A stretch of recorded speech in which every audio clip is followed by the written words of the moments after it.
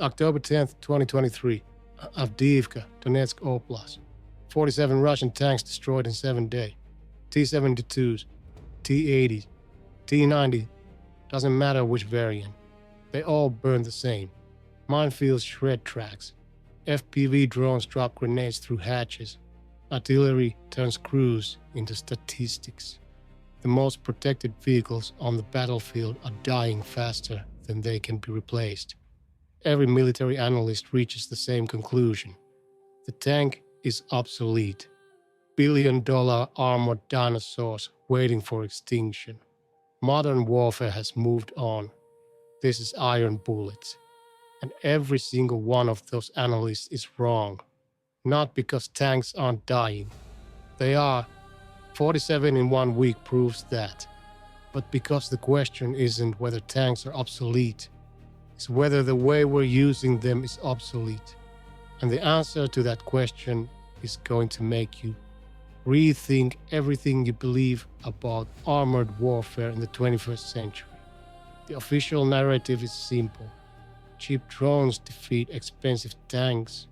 Precision artillery makes armor irrelevant. Minefields create unbreachable obstacles. The age of armored dominance is over. Every piece of that narrative uses real data. Every conclusion drawn from that data misses what's actually happening on the battlefield. Stay with me, because the detail that explains 47 destroyed tanks isn't about drones or mines or artillery. It's about a doctrinal decision made 60 years ago that's finally encountering warfare it wasn't designed for. And once you see it, you'll understand why some tanks survive while others don't. Why some militaries are losing armor at catastrophic rates while others maintain effectiveness. Why the problem isn't the tank, it's how we think about tanks. Let's establish the baseline. What actually happened at Avdiivka, October 10th through 16th, 2023. Russian forces launched major offensive operations targeting Avdiivka. This city has been contested since 2014. Fortified Ukrainian positions, extensive defensive preparations. Not a soft target. Russian assault force, multiple battalion tactical groups. Estimated 120 plus tanks deployed across the operational area. Supporting artillery, infantry. Standard combined arms approach. Ukrainian Defense 110th Mechanized Brigade. Elements of 53rd Mechanized Brigade. Territorial defense units. Artillery support. Extensive fortifications built over 9 years. Week 1 results: 47 Russian tanks destroyed or abandoned. Approximately 73 other armored vehicles lost. Infantry casualties estimated at 800 plus. Territorial gains minimal. Some positions penetrated, then lost to counterattacks. Those numbers are catastrophic. A modern tank costs $234 million depending on variant. 47 tanks represents 100 to 200 million in hardware destroyed.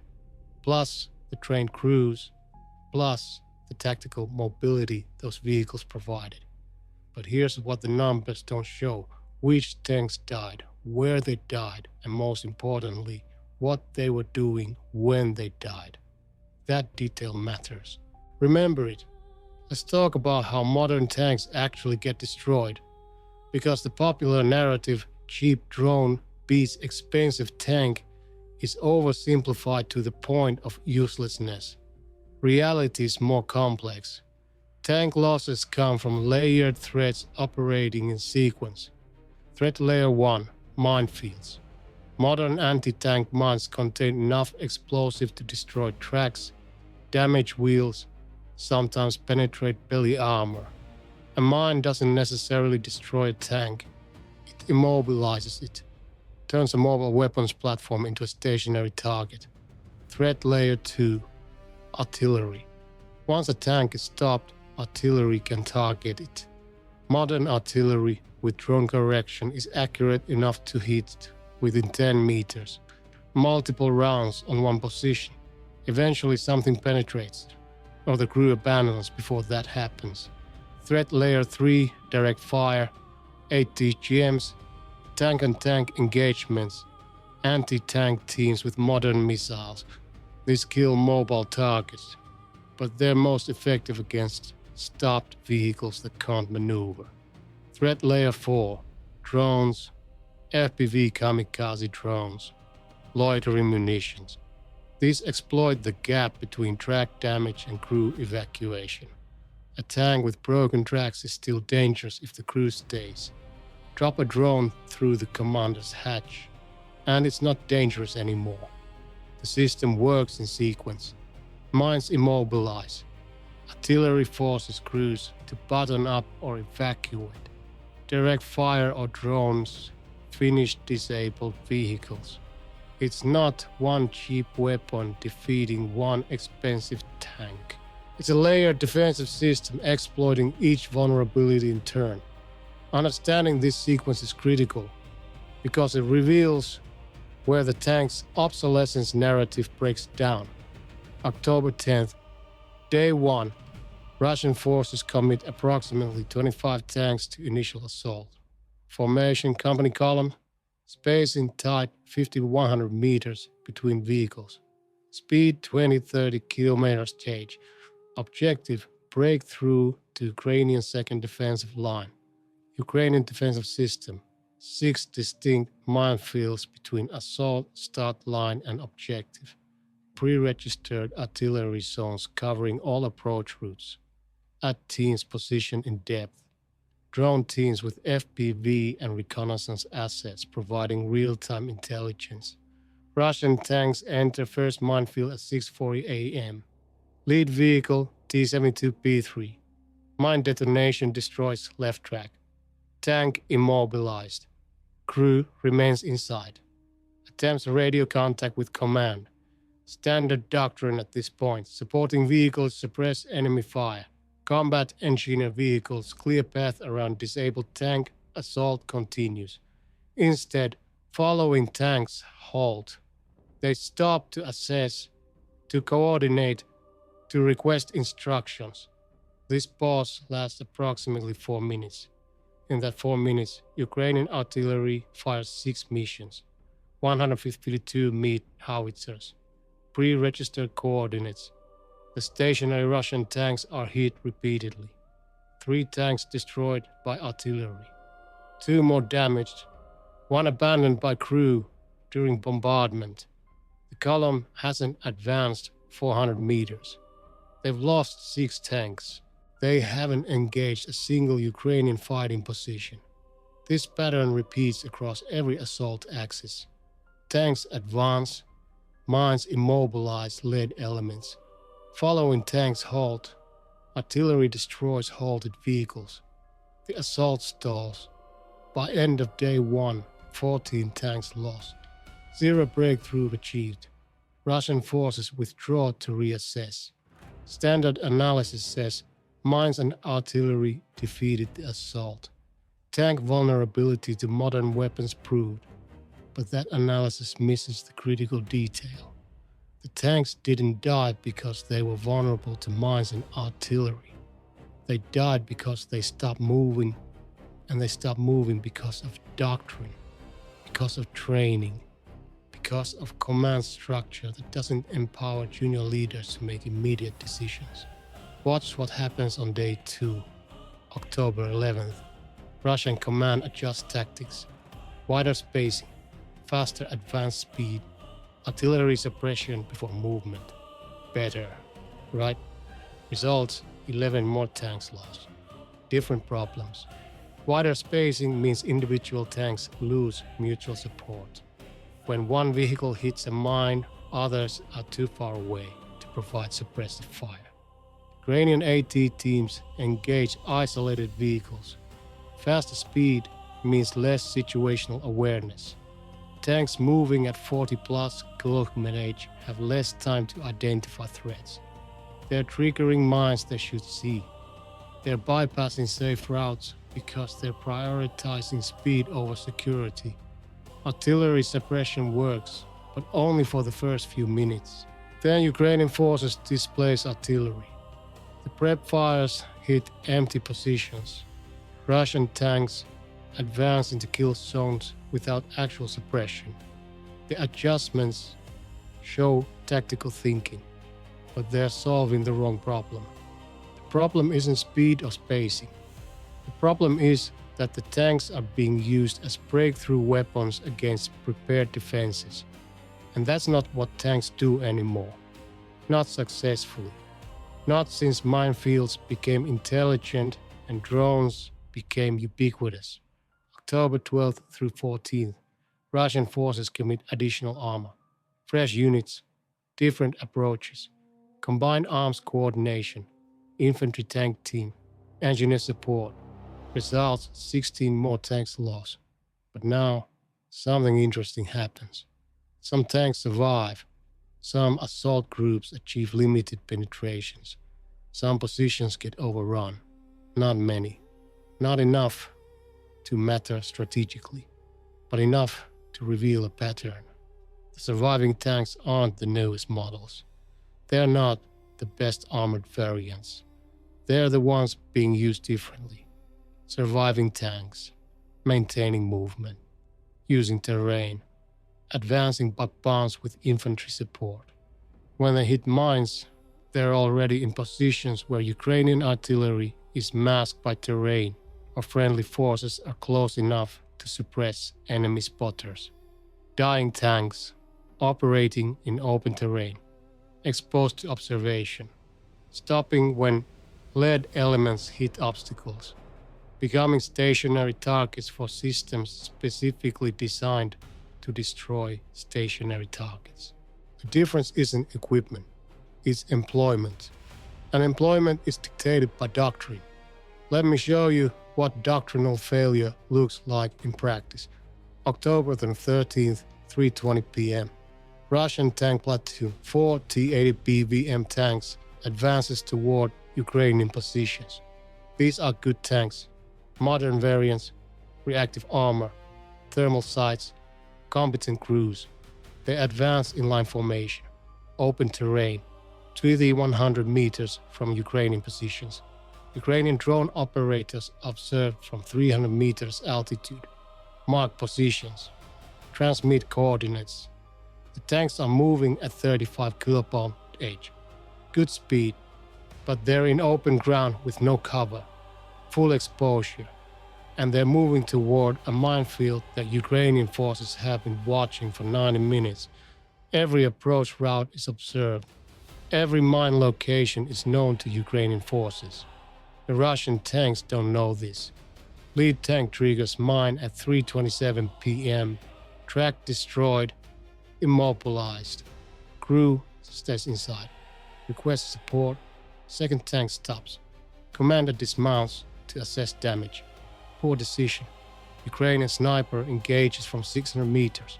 Commander wounded, returns the tank, calls for medical evacuation. Third and fourth tanks stop to provide cover. All four tanks now stationary. In open ground, Ukrainian artillery fires.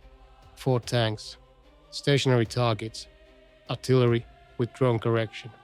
Results are predictable. All 4 tanks hit within 2 minutes.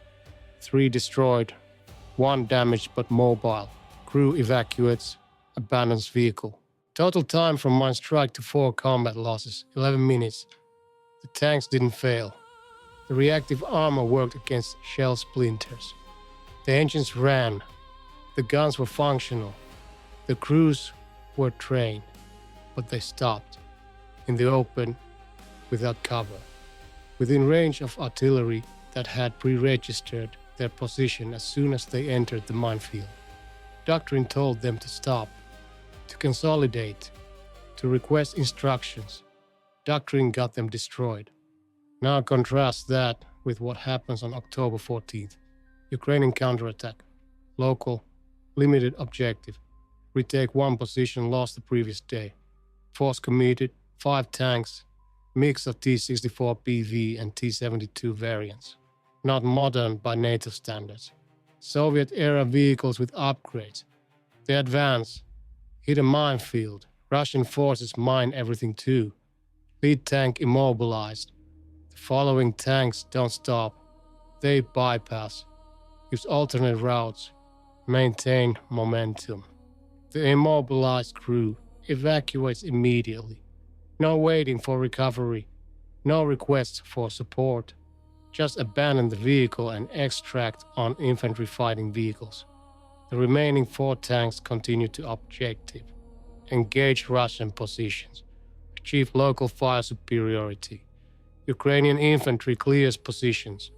The tanks withdraw before Russian artillery can respond effectively. Ukrainian losses, 1 tank to mine. That's it. Mission accomplished. Position retaken. What's the difference? Not equipment. Ukrainian tanks are older, less protected. Not numbers. They're attacking with fewer vehicles. The difference is employment. Ukrainian tanks moved. When they hit obstacles, they adapted immediately. They didn't wait for permission to make tactical decisions. This is the Doctrine gap, and it explains everything about armor losses at Avdiivka. Russian Doctrine centralized decisions. Subordinate commanders execute plans. When plans meet reality, mines, artillery, drones, subordinates need permission to adapt. Permission takes time. Time creates targets. Targets die. Ukrainian Doctrine, especially after NATO integration, pushes decisions down. Platoon commanders assess. They adapt. They don't wait.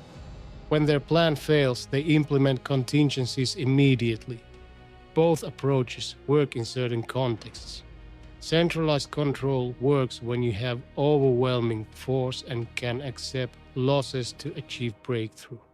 Decentralized control works when you're outnumbered and need to minimize losses while maintaining effectiveness. Russia is trying to use centralized doctrine in a context that demands decentralized adaptation, and their tanks are dying because of it. But here's the uncomfortable truth that nobody wants to say. Ukrainian tanks die too, just slower, in smaller numbers, but they still die. October 15th. Ukrainian mechanized counteroffensive, larger scale, attempt to exploit Russian disorganization. 8 tanks committed. Ukrainian forces hit Russian minefields. Take artillery fire. Face ATGM teams. Encounter the same layered defensive system that's been destroying Russian armor. Results: 3 Ukrainian tanks destroyed, 2 damaged, limited gains achieved but not held. The survival rate is better. Ukrainian tanks operate more effectively, but they're still vulnerable to the same threat systems. Mines still immobilize. Artillery still kills. Drones still find stopped vehicles. Better doctrine reduces losses. It doesn't eliminate them. Because the fundamental problem isn't doctrine, it's the threat environment. Modern battlefields have too much observation, too many precision weapons, too many ways to kill armor operating in open terrain against prepared defenses. This is what military theorists call the Nagorno-Karabakh problem, after 2020 fighting where drones and artillery massacred Armenian armor. The defensive technologies have outpaced offensive capabilities. For now, so are tanks obsolete? That's the third question. And the answer is more complicated than yes or no. 3 questions from the beginning. Time to answer them. Why did 47 Russian tanks die in 1 week? Not because tanks are obsolete. Because Russian doctrine uses tanks in ways that maximize vulnerability to modern defensive systems. Centralized command creates decision delays. Delays create stationary targets. Defensive systems destroy stationary targets with high efficiency. What's actually killing the tanks? Not individual weapons. Layered systems. Mines immobilize. Observation finds. Precision fires destroy. The system exploits the time gap between immobilization and destruction. Better doctrine reduces that gap. Russian doctrine expands it. Are tanks obsolete? No. But tank employment doctrine from the 1960s is obsolete when facing 2020's defensive technology. Tanks remain effective when used with modern doctrine. Mobile, decentralized, integrated with infantry and anti-drone systems, used for exploitation, not breakthrough. The lesson from Avdiivka isn't that armor doesn't work. It's that armor only works when employment matches threat environment. Russian tanks at Avdiivka were World War II tactics meeting 21st century weapons. The weapons won, not because they're inherently superior, because the tactics were 60 years obsolete.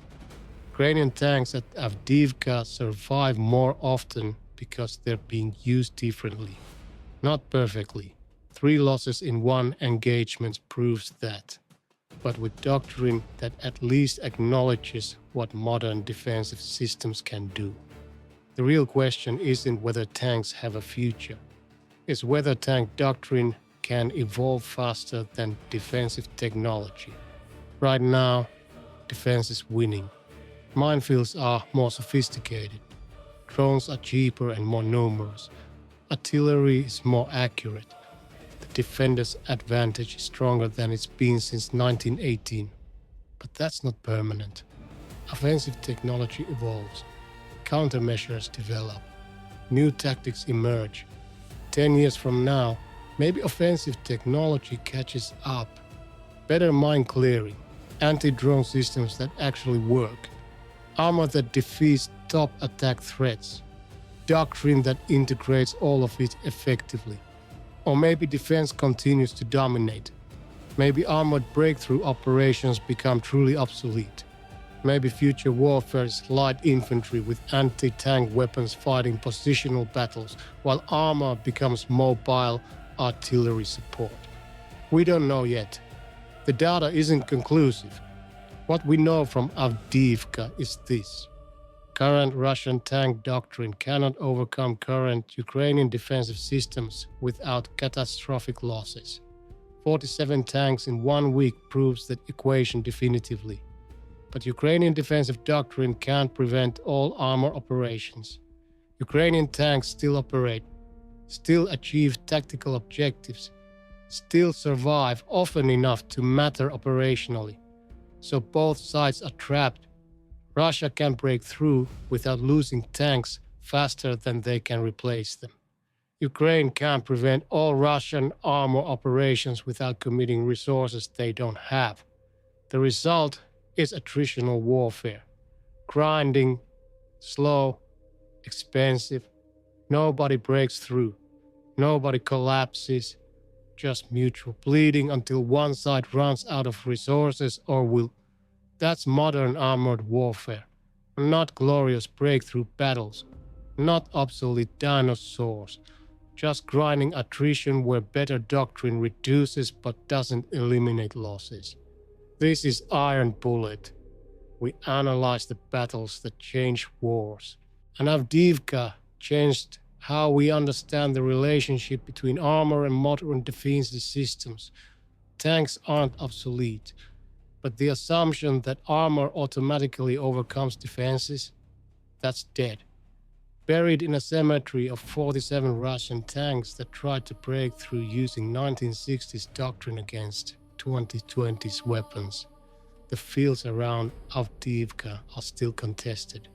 The wrecks are still being cleared. Some for repair, most for scrap. The metal will be recycled. The lessons should be too. But lessons require learning. And learning requires acknowledging that what worked in the past doesn't work now. That's harder than buying new tanks. Cheaper than losing them. And absolutely essential for survival. Subscribe to IronBullet, because in modern warfare, understanding why weapons fail matters more than claiming they're obsolete. 47 tanks destroyed. How many of those losses were necessary to achieve the tactical objective? None. The objective wasn't achieved. Every tank lost was waste. That's not obsolescence. That's incompetence. If you think tanks still matter in modern warfare, type IronBullet in the comments. If you think armor is finished, tell me what replaces it. Because every military still builds tanks. They must know something the analysts don't. Or maybe they're all wrong. Maybe we're watching the end of an era and nobody wants to admit it yet. Maybe Avdiivka is the armored equivalent of cavalry charges in World War I. Doctrine that died but nobody noticed until thousands died proving it. Time will tell. Until then, tanks keep burning. Analysts keep declaring obsolescence. And militaries keep building more tanks anyway. Real battles, real tactics, real consequences. Stay vigilant.